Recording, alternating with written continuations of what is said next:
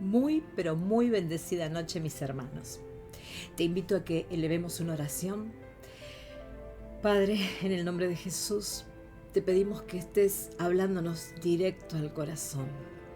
Que tu palabra, Señor, sea semilla que dé al 100% en nuestros corazones. Háblanos, instrúyenos, corrígenos, cámbianos, moldéanos de tal modo que cada día seamos más agradables a ti.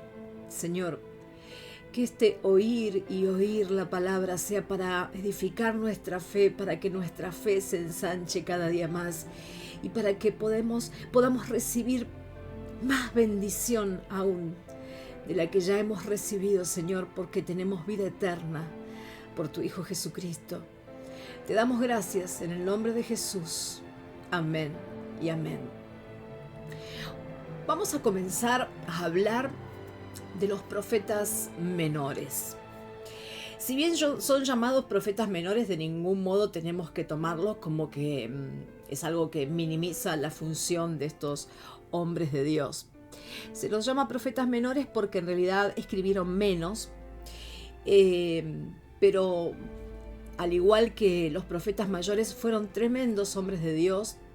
Una de las características de los profetas menores es que fueron hombres muy nacionalistas, y profeta mayor, profeta menor, todos fueron hombres elegidos por Dios, utilizados por Dios y con un gran propósito puesto por Dios en ellos.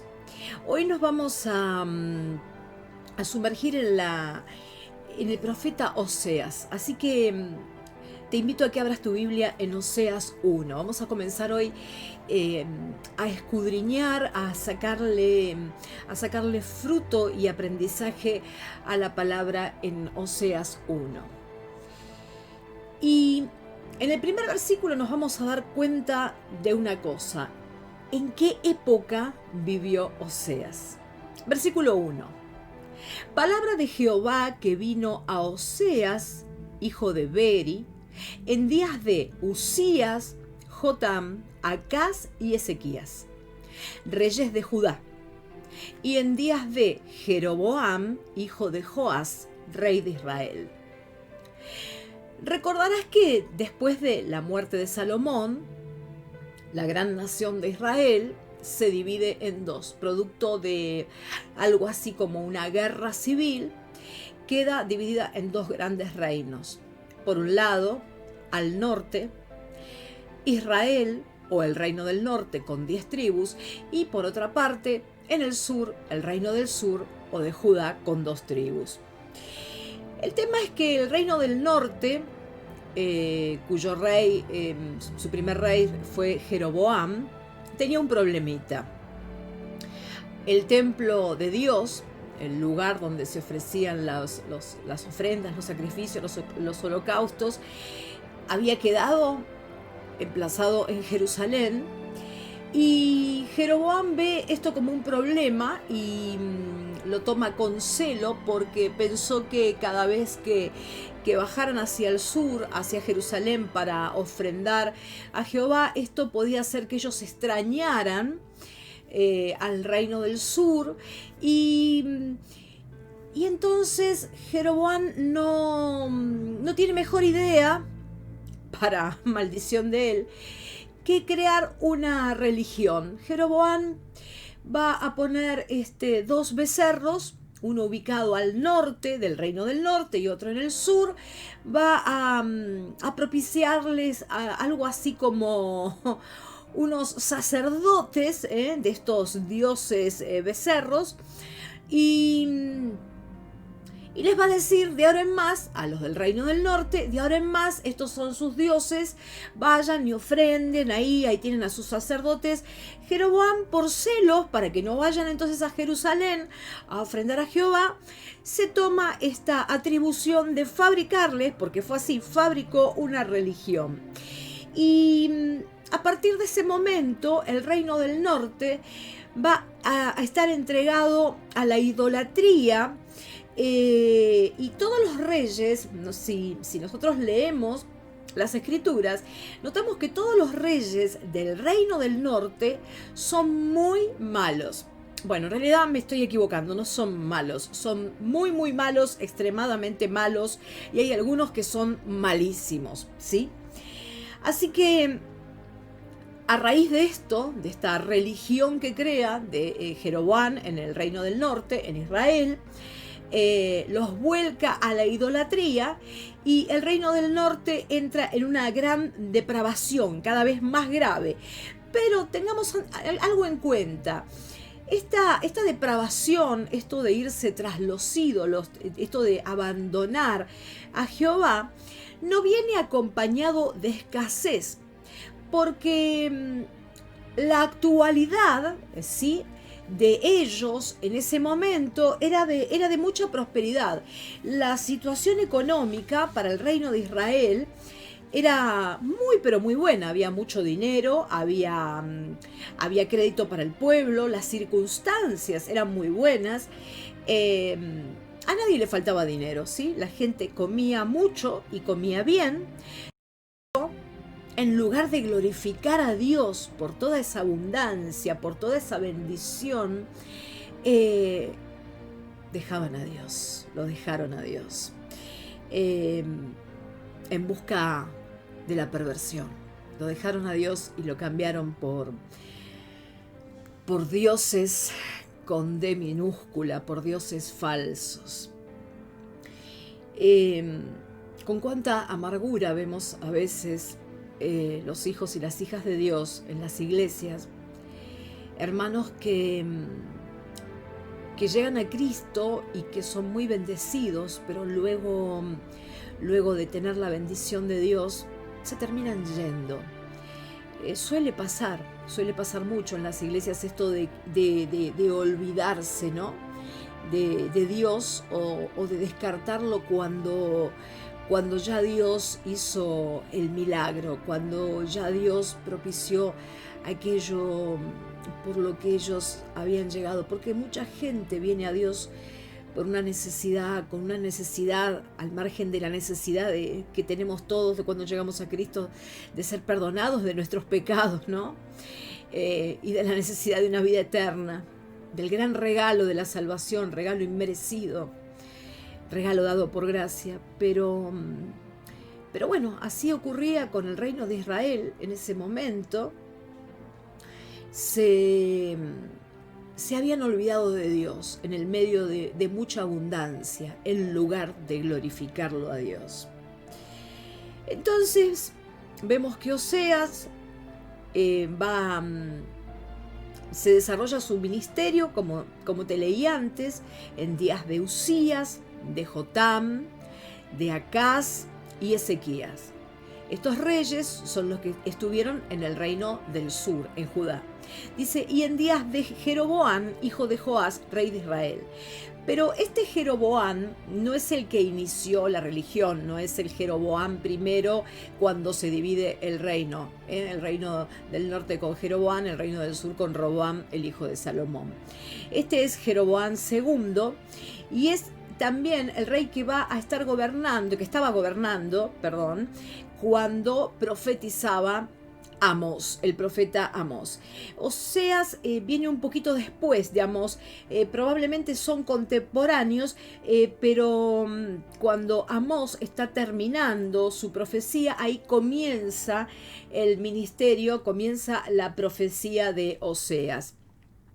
Oseas va a tener un ministerio largo de unos 40 años, por lo que los estudiosos consideran que comienza su ministerio alrededor de los 18, 19, 20 años. Después de Jeroboam II vinieron otros reyes, pero fíjate que solamente dice, y en días de Jeroboam, hijo de Joás, rey de Israel. No se nombran, no se mencionan, porque los reyes que siguieron a Jeroboam II de Israel, del reino del norte, tuvieron un reinado muy corto, muy pequeño. Algunos llegaron a reinar un mes.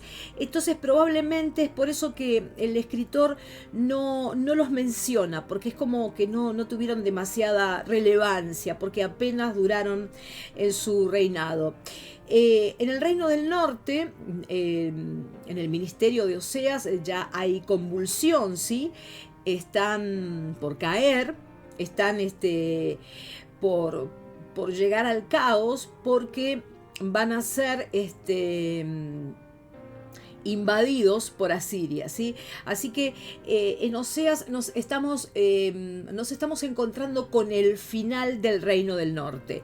Estamos a muy poco de que llegue el juicio que ya el profeta Amós, ¿sí?, les había, que es otro profeta menor, que ya el profeta Amós les había predicado, él ya les había dado palabras de Jehová diciendo que vendría un juicio contra ellos, ¿sí? Estaban ya a punto el reino del norte de caer. Por otra parte, Oseas, el nombre Oseas quiere decir salvación y tiene la misma raíz que la palabra Yeshua, Dios salva, y que Josué, Dios salva. Oseas va a predicar al reino del norte, entonces a una nación que está a punto de ser conquistada, de caer en manos de los asirios. Versículo 2 de Oseas 1. El principio de la palabra de Jehová por medio de Oseas. Es decir, esto es lo que Dios habló a Oseas. Y déjame que te cuente algo, que te diga algo, o que ponga un poquito acá de mi opinión. Todos, obviamente, los hijos de Dios, todas las hijas de Dios, todos queremos ser utilizados por el Señor. Yo creo que es el éxito y la victoria más grande que podemos experimentar como cristianos, ¿no? Ser utilizados como vasijas de barro, ser utilizados como instrumentos, ¿sí? Caminar en nuestro propósito. Pero me atrevo a decir que nadie querría el llamado que Dios le va a estar haciendo a Oseas, que ahora lo vamos a ver, ¿sí? Los primeros 3 libros de Oseas, si bien hoy vamos a ver solamente el capítulo 1, nos hablan de la tragedia de este profeta, de la tragedia que es la vida de este profeta. En los primeros 3 libros, en los primeros 3 capítulos vemos la vida de Oseas. Oseas no solamente va a llevar un mensaje, una predicación al reino del norte, sino que en su vida va a estar el mensaje para el reino del norte. Él va a ser ejemplo del mensaje que Dios tiene para el reino del norte con mucho dolor. Presta atención, porque su vida va a ser un mensaje sorprendente, asombroso, pero a la vez a través de una vida con mucho dolor. Oseas va a ser el mensaje para Israel. No obstante que Dios le va a hacer un pedido y un llamado muy extraño y muy duro, porque así lo podemos considerar, Él lo va a hacer. Y a veces pensamos, ¿no?, que hay tanto cristiano quejoso, que hay tanto cristiano que el Señor lo llama por ahí para ministerios que son tan lindos, para hacer cosas tan lindas, y hay tanto cristiano vago, tanto cristiano perezoso, tanto cristiano que por ahí no se puede ni levantar, no puede estar orando, no puede esto, no puedo aquello, que busca excusas. Y vamos a aprender en este gran hombre de Dios, llamado un profeta menor, ¿no? Como este hombre no le pone ninguna excusa a Dios a pesar del doloroso llamado que va a tener.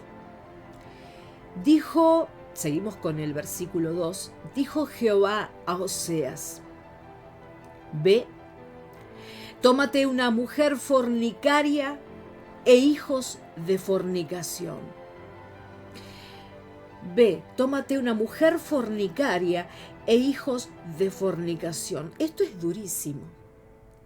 Porque consideremos que Oseas tiene entre unos 18 a 20 años. Y planteemos que cuando en las iglesias predicamos a los jóvenes, nosotros los pastores, lo primero que tratamos de que entiendan los jóvenes es la importancia a la hora de buscar una compañera idónea, de que esa compañera idónea sea una mujer que está en Cristo, que realmente haya dado fruto para Cristo, que realmente su vida se muestre firme sobre la roca, que esa mujer muestre verdadero amor por Cristo, propósito, que se muestre como una mujer idónea, la confirmación de Dios de que esa es la idónea, ¿no? Eso es lo que nosotros los pastores le predicamos y es una preocupación para nosotros los jóvenes, los pastores, con respecto a los jóvenes, de darles una enseñanza correcta y bíblica al momento de tomar esposa. Pero acá, Oseas recibe una palabra muy fuerte. Ve y toma una mujer fornicaria. Entre los eruditos, los estudiosos, hay diferentes opiniones a qué se refiere esto de una mujer fornicaria, ¿sí?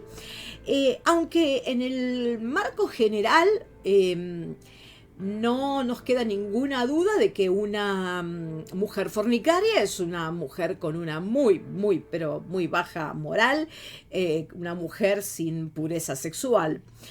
Pero bien, dicen que esta palabra puede tener varios matices. Entre ellos piensan que Dios lo que lo manda a Oseas es a tomar como esposa a una prostituta, propiamente dicha, a una prostituta, que le dice: ve y cásate con una prostituta.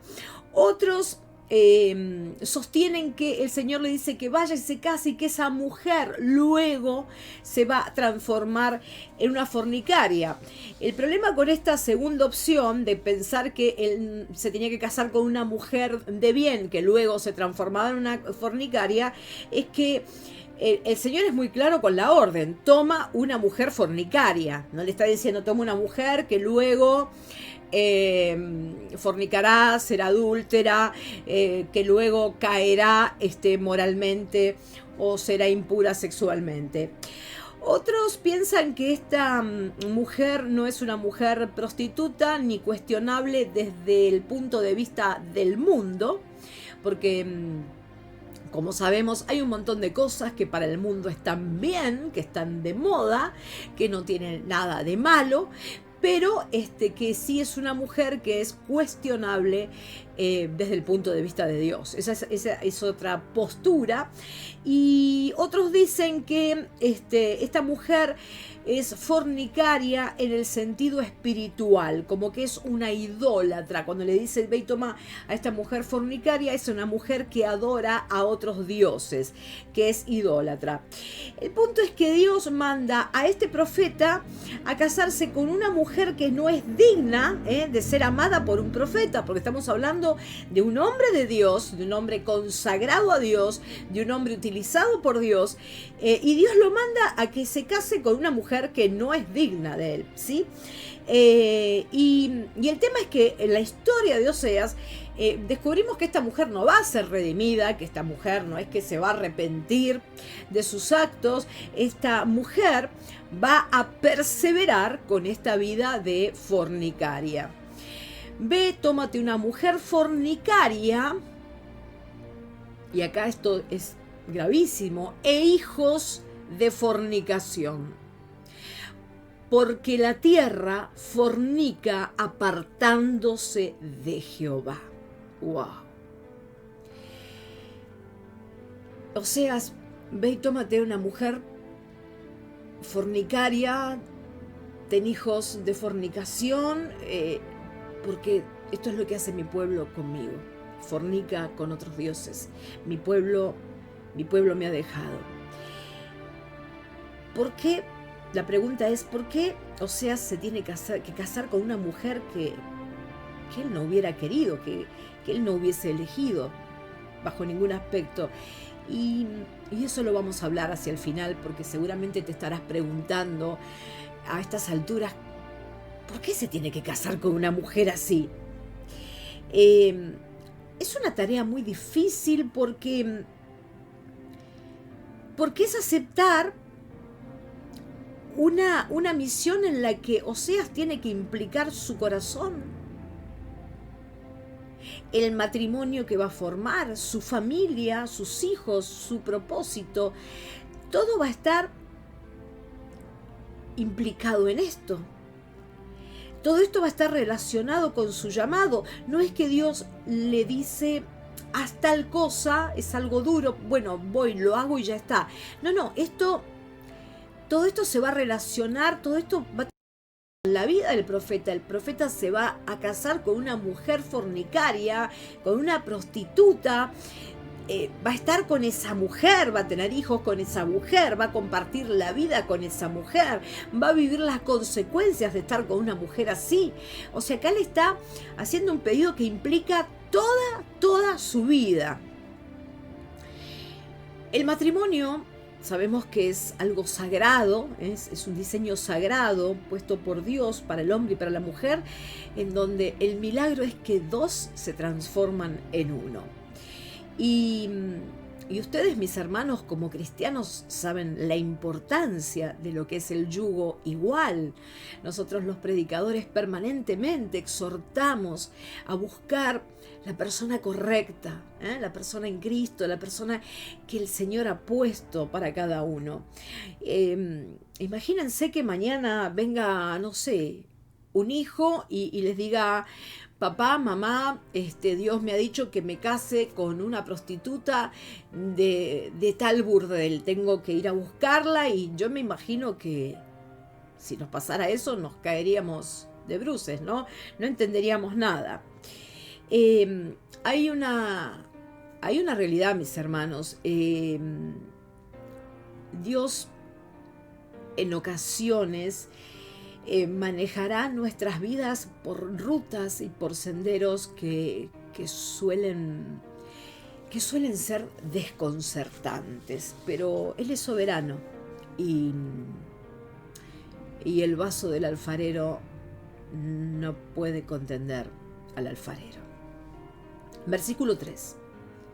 Fue pues y tomó a Gomer, hija de Diblaim, la cual concibió, y le dio a luz un hijo. Fue pues y tomó a Gomer, hija de Diblaim, la cual concibió y le dio a luz un hijo.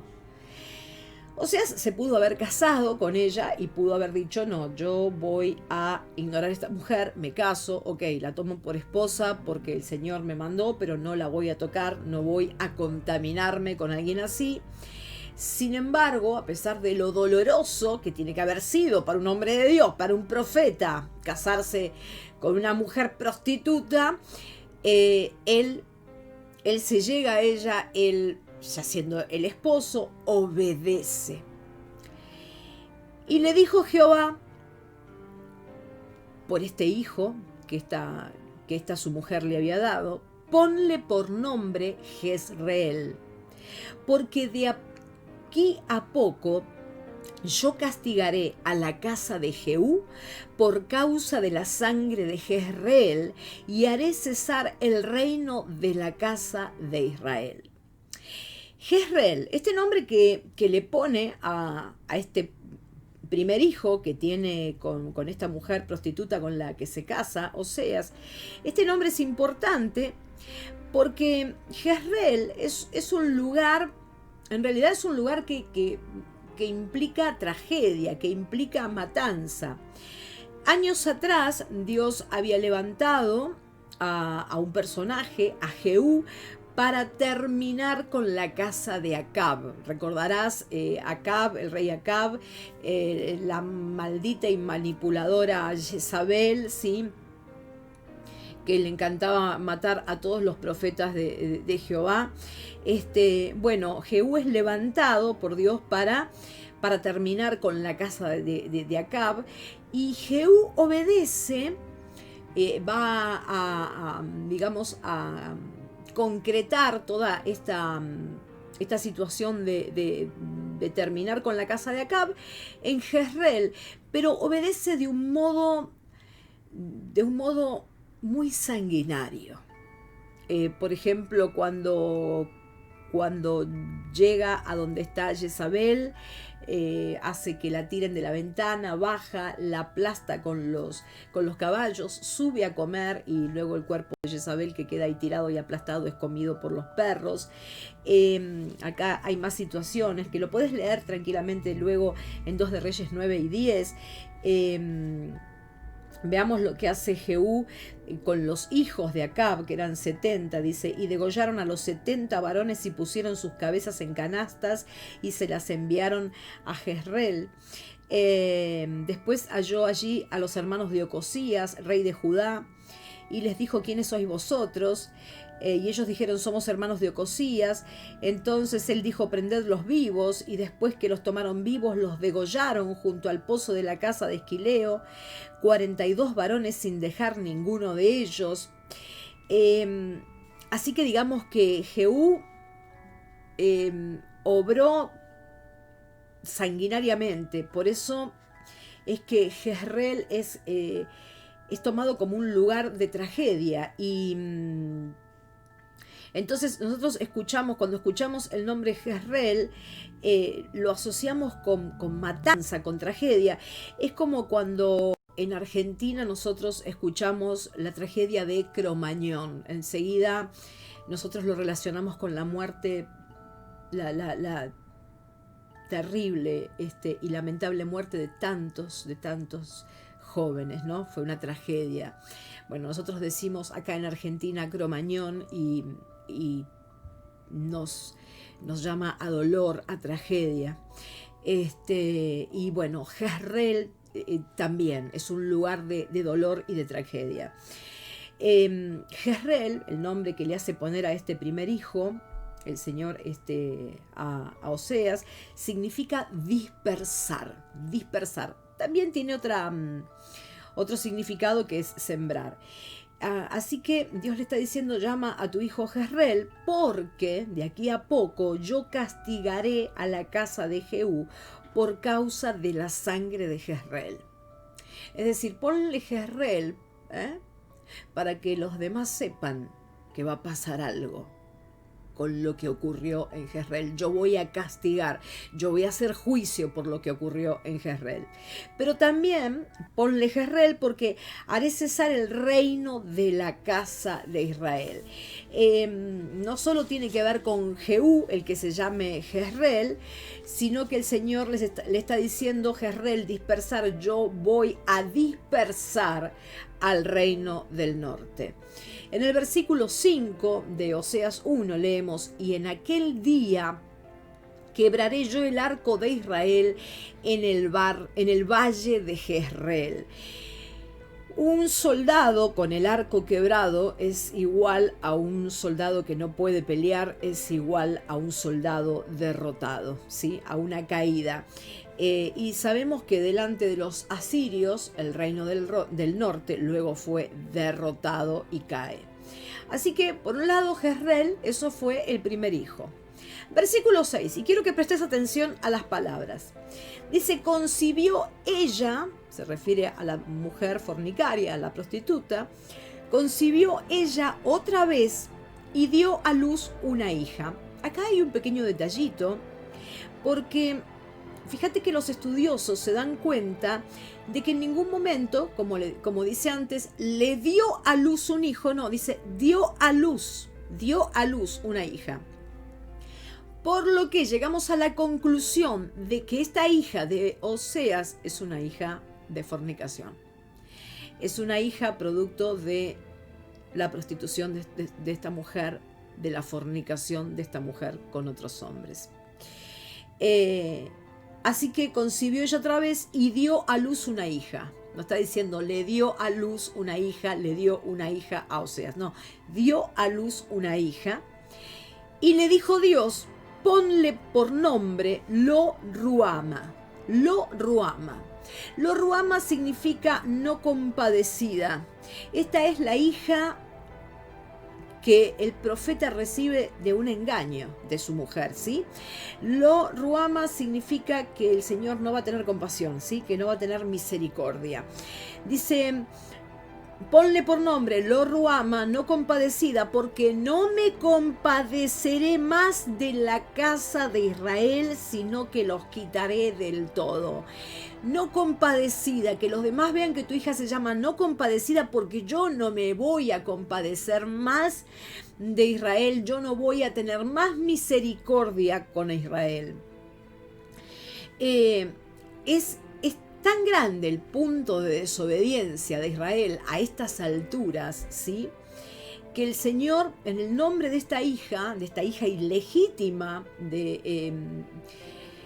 en realidad de esta hija de engaño, ¿sí?, no ilegítima, esta hija nacida dentro del matrimonio de él con esta mujer prostituta, pero que no es hija de él, llamada no compadecida, no me compadezco, está hablando de lo que el Señor está sintiendo por el pueblo, de un pueblo que está en absoluta desobediencia y que el Señor ya no quiere tener compasión. Entonces, imagínense, ¿por qué se llama tu hijo Jezreel? Porque Dios nos va a esparcir, porque Dios nos va a diseminar por todos lados. ¿Por qué tu hija se llama Lo Ruama? ¿No la quieres? Yo la verdad me cuesta creer que el profeta Oseas no haya amado a su hija, pero ¿por qué no quieres por qué la llamaste así a tu hija, Lo Ruama? Porque Dios ya no se compadece de nosotros, porque Dios ya no tiene misericordia de nosotros por nuestra desobediencia. Versículo 7. Mas de la casa de Judá, le dice el Señor, tendré misericordia. Recordás que al principio hablamos que la nación de Israel se dividió en dos, el reino del norte o Israel y el reino del sur o Judá. Y el Señor dice que con el reino del sur, que con Judá, Él sí va a tener misericordia, no así con el reino del norte, pero con Judá, con el reino del sur, dice, tendré misericordia y los salvaré.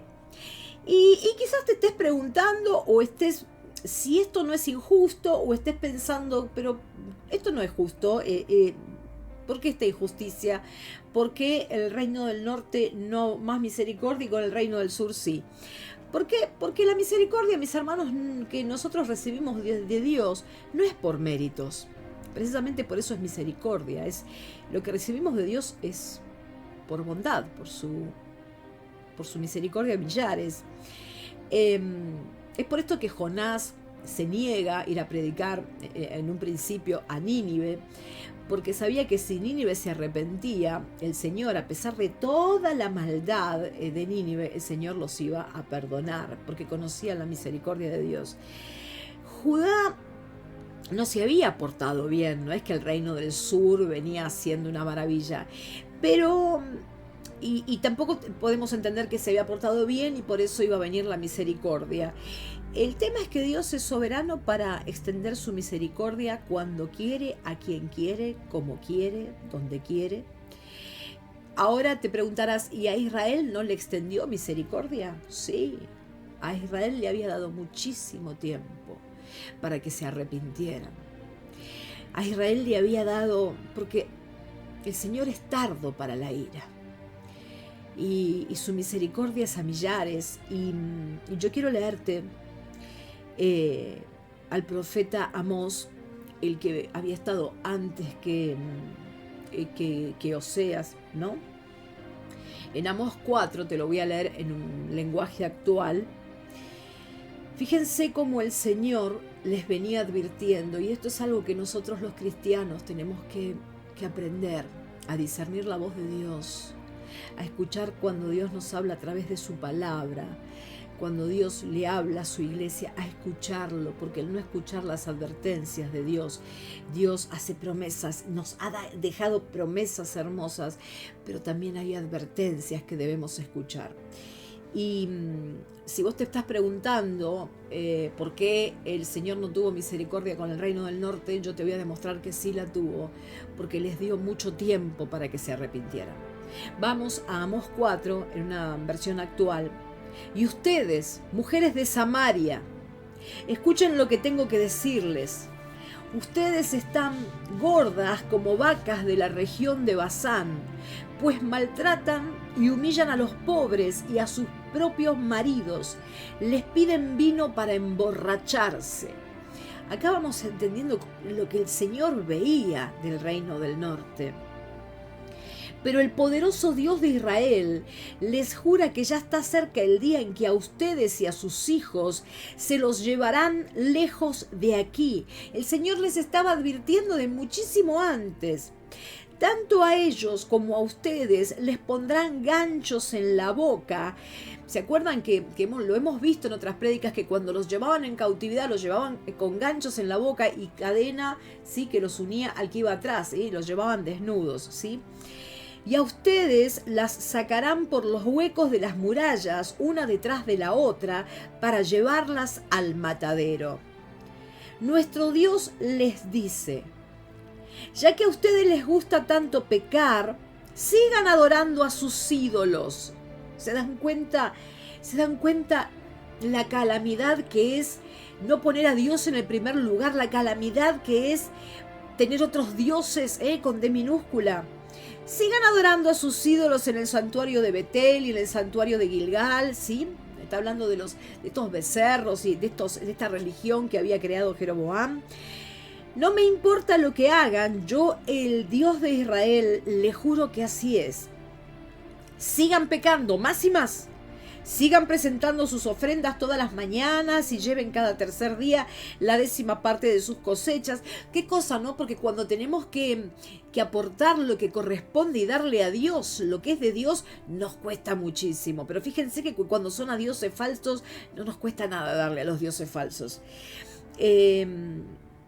Presenten toda clase de ofrendas, anuncien sus ofrendas voluntarias. Cuando les hice pasar hambre, en ninguna ciudad había de comer.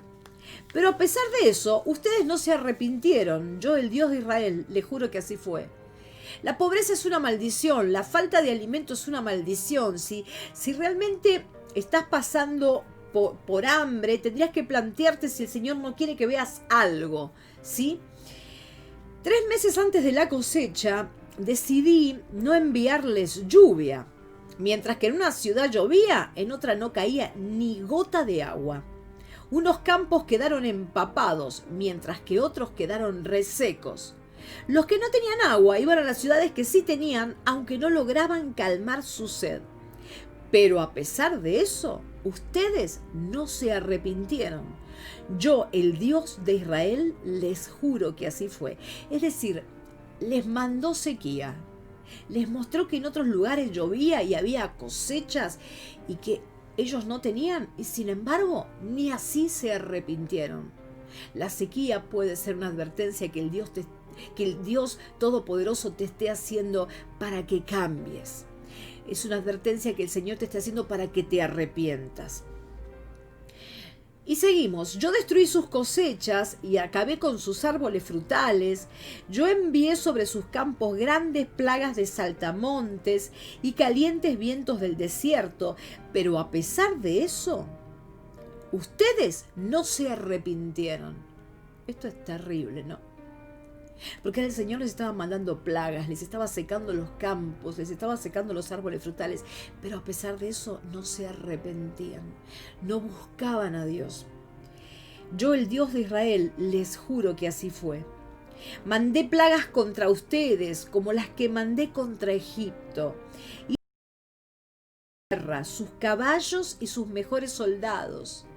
Fíjate que cuando hay plagas, fíjate que cuando el enemigo se vuelve poderoso es porque hay desobediencia. Cuando tu enemigo se vuelve muy por encima tuyo, cuando el enemigo se empodera, es porque hay desobediencia. El mal olor de los muertos se sentía por todas partes. La muerte puede venir por desobediencia. Pero a pesar de todo eso, y no nos olvidemos que la paga del pecado es muerte. Pero a pesar de eso, ustedes no se arrepintieron. Yo, el Dios de Israel, les juro que así fue. A muchos de ustedes los destruí, como destruí a las ciudades de Sodoma y de Gomorra. Hasta parecían una brasa recién sacada del fuego. Pero a pesar de eso, ustedes no se arrepintieron. Yo, el Dios de Israel, les juro que así fue. Por todo eso, pueblo de Israel, ahora voy a castigarlos y como no podrán evitarlo, prepárense para encontrarse conmigo. Es necesario el arrepentimiento cuando estamos en desobediencia. Y ustedes fíjense todo lo que Dios les había dado, todo el trecho, ¿no? Todas las advertencias que el Señor les había dado. Sin embargo, ellos no se volvían a Dios. Yo soy quien hizo el viento y las montañas. Yo soy quien convierte la luz del día en oscuridad. Yo soy quien comunica sus planes a la humanidad entera. Yo soy el que camina por las alturas de la tierra. Yo soy el poderoso Dios de Israel. Ahora Dios les dice, no más. Esta es la profecía que el profeta Amós ya les había largado antes, ¿sí? Así que no podemos decir bajo ningún aspecto que el Señor no había tenido misericordia para con Israel, sabiendo que desde el comienzo ya se fueron detrás de la idolatría, ¿sí? Con esos becerros y esa religión creada por Jeroboam. Vamos al versículo 7 ahora de Oseas 1. Mas de la casa de Judá tendré misericordia y los salvaré por Jehová su Dios, y no los salvaré con arco, ni con espada, ni con batalla, ni con caballos, ni jinetes. Acá el Señor le está diciendo, no es que los voy a poner fuertes en la guerra, ¿no? Sino que los voy a salvar sobrenaturalmente, los voy a salvar porque yo voy a salvarlos de un modo. Y va a venir Asiria en el valle de Jezreel y los va a conquistar, ¿sí? Pero al reino del norte va a venir contra Judá, pero el Señor dice, yo los voy a salvar, ¿sí? No va a ser con ejército. Y esto se cumple en 2 de Reyes 19, ¿sí? Ya habían los asirios invadido a Israel, al reino del norte, y ahora vienen, ¿sí? Vienen contra Judá, vienen con cartas de amenaza. El rey se postra, el rey Ezequías dice que toma las cartas de mano de los embajadores. Después de que las hubo leído, subió a la casa de Jehová, las extendió Ezequías delante de Jehová. A ver, era imposible humanamente que pudieran enfrentar a los asirios. Y en 2 de Reyes 19, versículo 32, te voy a leer esto porque es maravilloso. El Señor les había dicho que iba a tener misericordia con Judá y que no iba a ser con ejércitos, no iba a ser con guerra, no. Por tanto, así dice Jehová acerca del rey de Asiria, no entrará en esta ciudad, ni echará saeta en ella, ni vendrá delante de ella con escudo, ni levantará contra ella baluarte. Por el mismo camino que vino, volverá y no entrará en esta ciudad, dice Jehová. Porque yo ampararé esta ciudad para salvarla, por amor a mí mismo y por amor a David mi siervo. Y aconteció que aquella misma noche salió el ángel de Jehová y mató en el campamento de los asirios, escuchá, a 185,000. Y cuando se levantaron por la mañana, he aquí que todo era cuerpos de muertos. Entonces Sennacherib, rey de Asiria, se fue y volvió a Nínive, donde se quedó. Y aconteció que mientras él adoraba en el templo de Nisroch, su dios, Adramelech y Sarecer, sus hijos, lo hirieron a espada y huyeron a tierra de Ararat, y reinó en su lugar Esaradón, su hijo. Sus hijos lo mataron en el templo de su Dios con minúscula. El Señor cumplió, ¿sí? 2 de Reyes 19. Después léelo porque es increíble como el Señor dijo que iba a tener misericordia con Judá y Judá no podía bajo ningún aspecto enfrentar humanamente al poderoso ejército asirio, pero el Señor prometió lo que había cumplido. Se metió él y no pudo Asiria con Judá. Versículo 8, seguimos con Oseas 1, versículo 8. Después de haber destetado a Lo-Ruama, a esa hija que había sido producto de fornicación de su esposa, más o menos en esa época se calculaba que se destetaba a una criatura a los 3 años, ¿sí? Vamos viendo que Dios sigue extendiendo el tiempo de misericordia, ¿no? El tiempo para que el pueblo se arrepintiera, hiciera algo, el reino de Israel. Después de haber destetado a Lo-Ruhama, concibió y dio a luz un hijo. Otra vez, concibió y dio a luz un hijo. No dice como el primer hijo y le dio un hijo, no. Concibió y dio a luz un hijo. Otra vez le nace un hijo que es hijo de fornicación, de su esposa con quién sabe quién. Y dijo Dios, ponle por nombre Lo-Ami. Esto significa no pueblo mío. Porque vosotros no sois mi pueblo, ni yo seré vuestro Dios. Ojo al piojo. Porque capaz que estás pensando, uy, cómo Dios está despreciando a su pueblo. Dios no los está despreciando. Dios está reconociendo, yo no soy su Dios y ustedes no son mi pueblo. Dios les está diciendo, yo los he buscado, he querido ser su Dios, pero ustedes me han dado las espaldas, ustedes nunca quisieron que yo fuera su Dios. Porque a ustedes les queman las patitas para irse tras los dioses ajenos. Y aquí viene la profecía dolorosa, ya viene el tiempo en que la nación de Israel, ¿sí? El reino del norte, va a desaparecer. Un comentarista bíblico, cuando la profecía viene dura, busca la promesa de la que puedes aferrarte. Cuando la advertencia y la profecía viene dura, cuando la palabra de Dios viene dura, hay que buscar la promesa de la cual aferrarse. Versículo 10. Con todo, y acá el amor de Dios. Con todo, será el número de los hijos de Israel como la arena del mar. Acá Dios les está diciendo, a pesar de todo lo que van a pasar, a pesar de que van a ser invadidos por Asiria y van a ser derrotados por Asiria, no van a ser aniquilados. Será el número de los hijos de Israel como la arena del mar, que no se puede medir ni contar. Y en el lugar en donde les fue dicho, vosotros no sois pueblo mío, les seráis dicho, sois hijos del Dios viviente. Van a ser dispersados.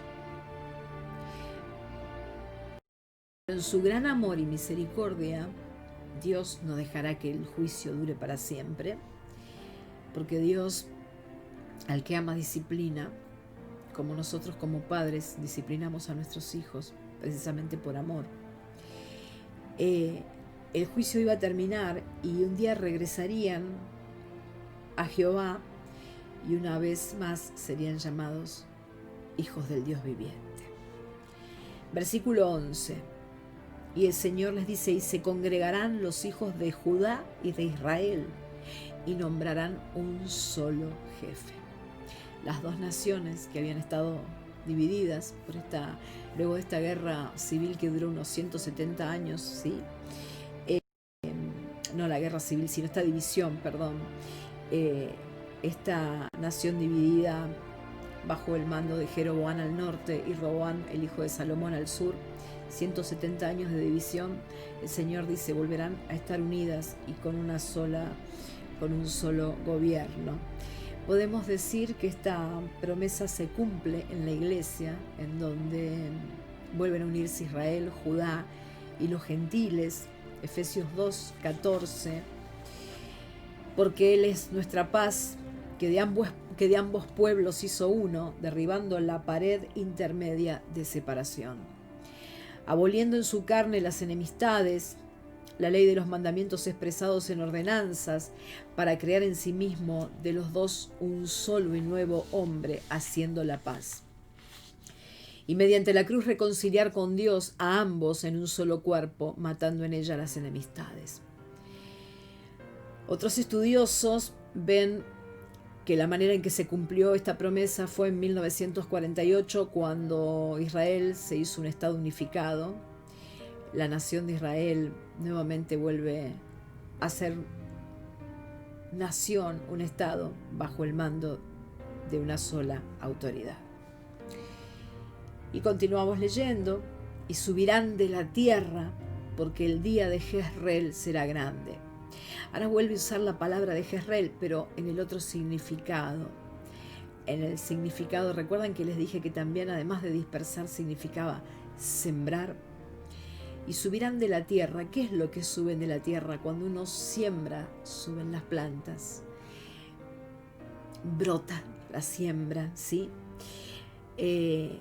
Comienzan a subir los sembradíos de la tierra, porque habrá, cuando hay una gran siembra, luego hay una gran cosecha. Dios está diciendo, yo voy a restaurarlos. Y solamente vamos a ver el versículo primero de Oseas 2. Decid a vuestros hermanos, a mí, pueblo mío. Decid a vuestros hermanos, a mí. Esto significa pueblo mío. Qué hermosa promesa, ¿no? Porque primero el Señor va a ejercer su juicio, pero cuánto amor, cuánta misericordia, porque dice, no van a ser aniquilados, se van a volver a juntar como uno solo, bajo un solo gobierno. Y ahora decid a vuestros hermanos a mí, que significa pueblo mío, y a vuestras hermanas ruama, esto es compadecida. Tengo misericordia de ustedes. Aquí está la esperanza. Toda esperanza, mis hermanos, nace cuando uno está pasando un momento doloroso. Es una esperanza que nace en el medio de tremendo dolor. Cuando hay dolor, mis hermanos, necesitamos esperanza. Cuando hay dolor, cuando hay desconcierto, necesitamos hacer nacer la esperanza. Abraham se agarró de la promesa que Dios le había dado, a pesar de que pasaron más de 20 años esperando un hijo que nunca llegaba y que humanamente era imposible. Él era un anciano y su mujer, que toda la vida había sido estéril, ahora también era anciana. Pero Abraham, a pesar del desconcierto, se aferró de la promesa, y dice que pudo aferrarse porque él esperaba esperanza contra esperanza. Él iba cultivando la esperanza. En este capítulo de Oseas, en el capítulo 1, vimos todo el problema simbolizado en los hijos de Oseas. Jezreel, los esparcidos, lo ruama, no compadecida, no tengo misericordia de ustedes. Lo ami, no son mi pueblo, yo no soy su Dios. Oseas era un hombre, era un profeta, y me planteo con cuánto dolor habrá vivido toda esta situación, ¿no? ¿Por qué Dios le pide algo así tan difícil a Oseas? Que se case con una prostituta, que tenga hijos de fornicación. Y yo por lo menos encontré dos razones. Puede ser que escudriñando la palabra encuentres más, pero para mí hay dos razones muy válidas. La razón número uno es que Dios busca que nosotros comprendamos su amor. Y ninguna persona, ninguno de nosotros puede reflejar el amor de Dios tal como es. Pero hay imágenes que pueden ayudarnos a entender siquiera un poco cómo es el amor de Dios. Por supuesto que nadie sabe quién es el Padre, solo el Hijo lo conoce. Pero Dios nos da imágenes de Él mismo a través de la palabra, para que nosotros le conozcamos. Una de las imágenes que nosotros tenemos a través de la palabra es que Él es un Padre. Él se nos presenta como Padre, y también nos da, por otra parte, a nosotros la labor de ser padres, de amar, de cuidar, de proteger a nuestros hijos. Y al darnos la labor de ser padres, también en esa labor de ser padres podemos llegar a entender siquiera un poco de lo que es el amor de Dios. Pero ojo, porque Él es el Padre eterno y el diseño de Padre Hijo es el diseño que Él impone. No es que Él es como que quiere reflejarse en nosotros como somos nosotros como padres y como... No. El diseño verdadero y perfecto Padre Hijo es Él. Nosotros somos padres imperfectos y tan solo podemos ser un reflejo como padres.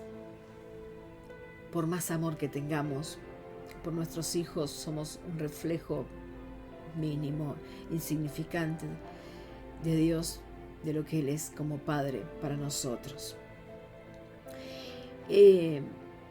Ahora Él diseña una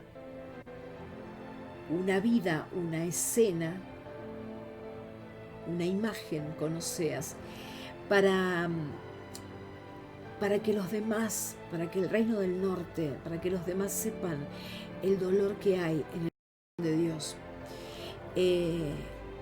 En la vida de Oseas, el Señor está representando el dolor que Él siente en su corazón, la aflicción que nosotros le provocamos cuando nos vamos tras otros dioses.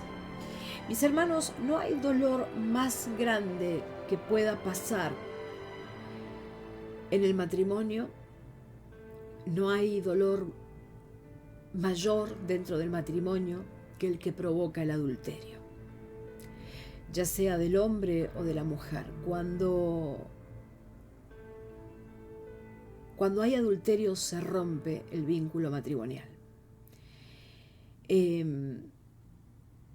Se quiebra la confianza. Yo no sé si existe dentro del matrimonio un dolor mayor o un dolor más grave que la traición. Y ni que hablar cuando ese adulterio persiste en el tiempo por parte de uno de los cónyuges. El otro va a quedar con el corazón, la vida y el alma literalmente destrozados. Y en esta escena que los demás ven en la vida de Oseas, un profeta casado con una prostituta que le da hijos de otros, Dios les está diciendo: esto es lo que ustedes me hacen a mí. Esto es del modo en que ustedes me traicionan. Así como ustedes se espantan al ver a Oseas con una prostituta teniendo hijos con otros hombres, esto es lo que hacen ustedes. Y ojo, hermanos, porque esto es lo que le hacemos a Dios. Es el dolor que le provocamos a Dios cuando adoro otras cosas, cuando no lo pongo en primer lugar, cuando adoro mi imagen, cuando vivo en el gimnasio para mi imagen, porque lo más importante es mi imagen, cuando lo más importante son mis proyectos, mi vida, mis ambiciones personales, mis ambiciones financieras, mis proyectos.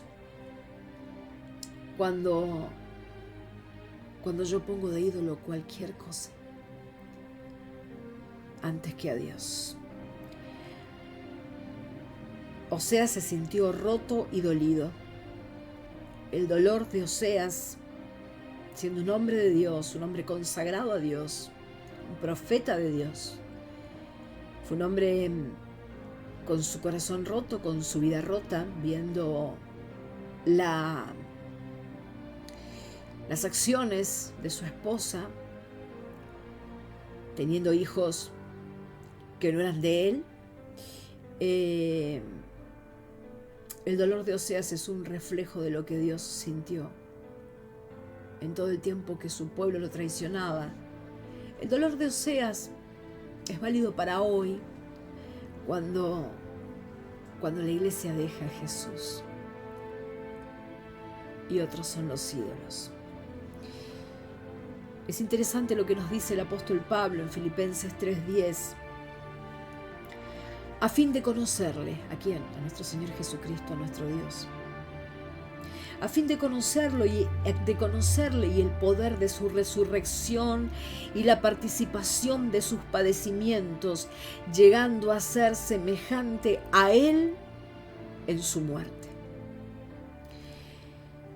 Pablo nos dice que dentro de las cosas valiosas que podemos tener como creyentes, una de esas cosas valiosas que podemos atesorar como creyentes es participar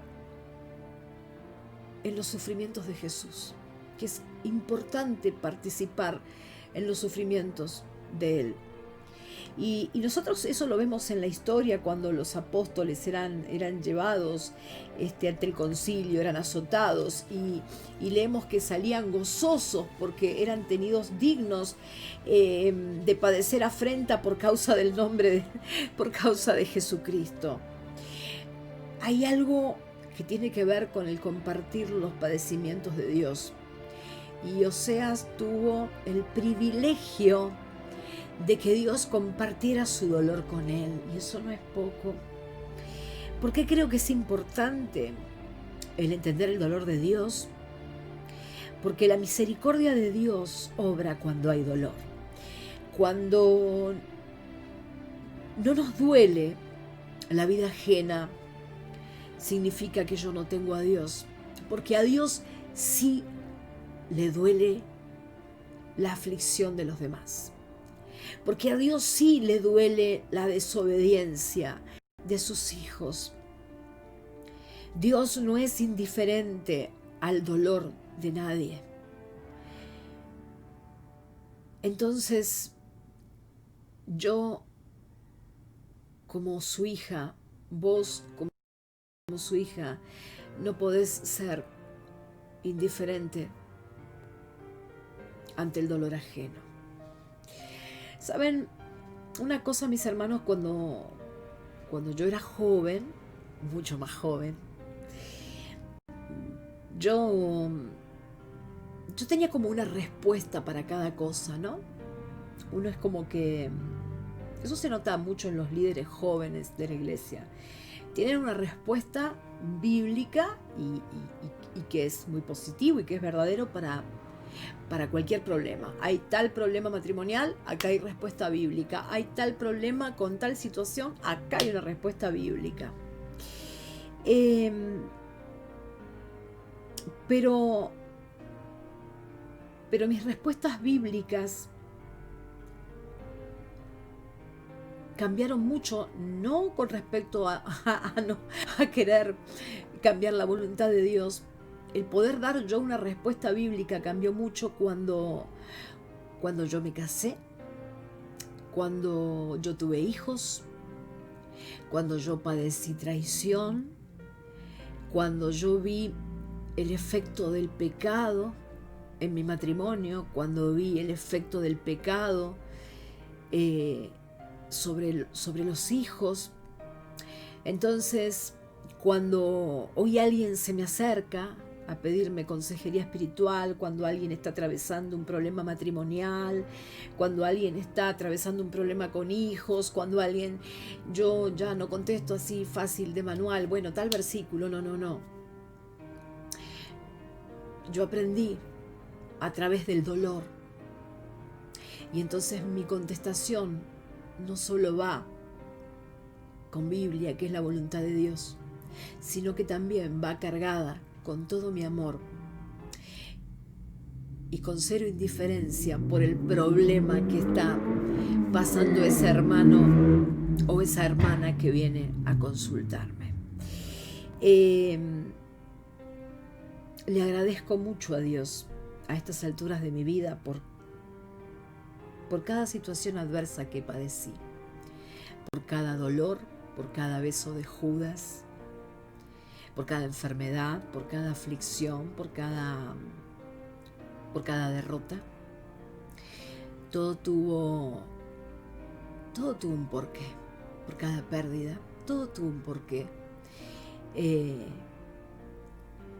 Él me permitió sentir padecimiento junto con Él Y gracias a eso hoy puedo estar predicándote, puedo estar entendiendo la palabra de Dios de otro modo, no solo de manual, sino a través de haber padecido junto con Él.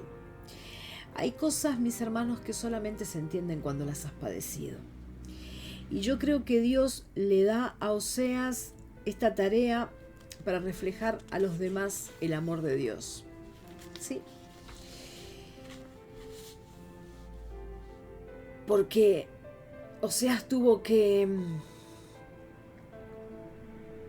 hacer un gran esfuerzo para permanecer al lado de una mujer prostituta y que le traía hijos que no eran de él.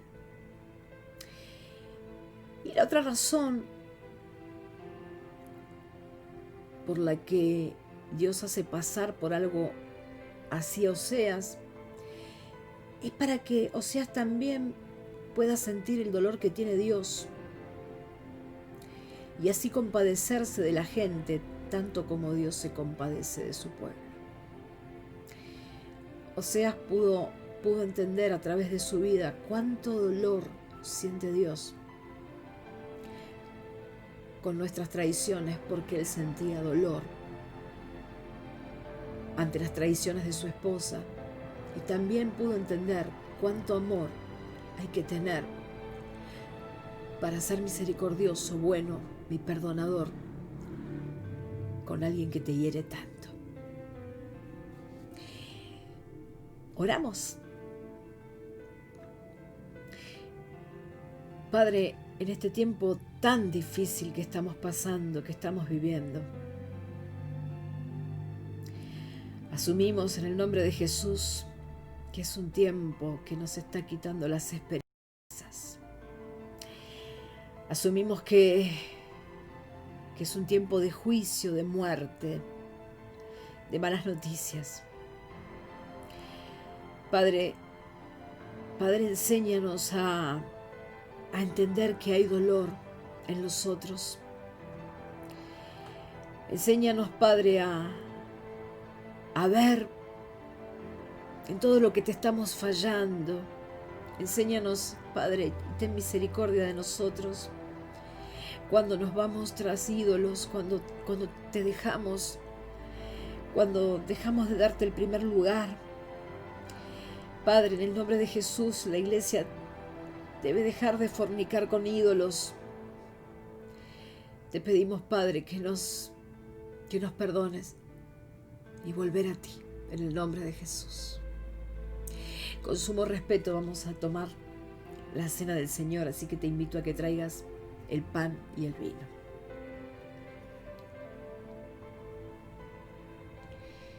Padre, en el nombre de Jesús, bendice este pan y este vino. Transfórmalo en tu carne y en tu sangre de redención. Te damos gracias, Señor. Cenaremos contigo. No permitas que entre la enfermedad en nuestras casas. Que haya luz en nuestras casas. Sácanos de esta etapa de juicio, Señor. De esta etapa merecida de juicio. Sácanos como sacaste a tu pueblo de Egipto. Sácanos sanos, fortalecidos y prosperados. Gracias por el privilegio de cenar contigo. Amén y amén.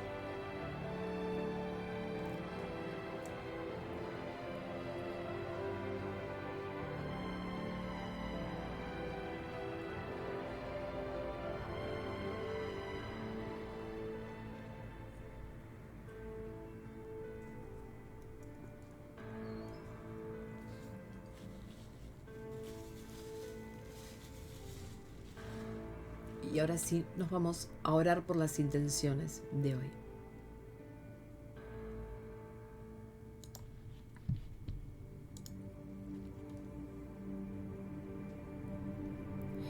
Padre, en el nombre de Jesús, levanto mis manos y te ruego, te suplico, te pido, Padre amado, que estés quitando todo dolor de Alejandro Aybar, que lo estés levantando, Señor, que estés escuchando las súplicas de su familia que sufre. Señor, levanta a Alejandro Aybar. Señor, levántalo. Glorifícate en su vida, Señor. Creemos que estás haciendo ahora un milagro.